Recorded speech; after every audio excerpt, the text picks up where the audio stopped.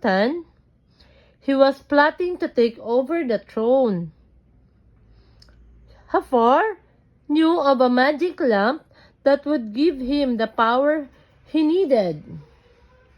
But it was hidden in the desert tip inside the Cave of Wonders. The tiger head the guarded cave had told Jafar that only a diamond in the rough could enter someone whose worth was hidden deep within. Using his sorcery, Jafar discovered that his diamond in the rough was none other than Aladdin.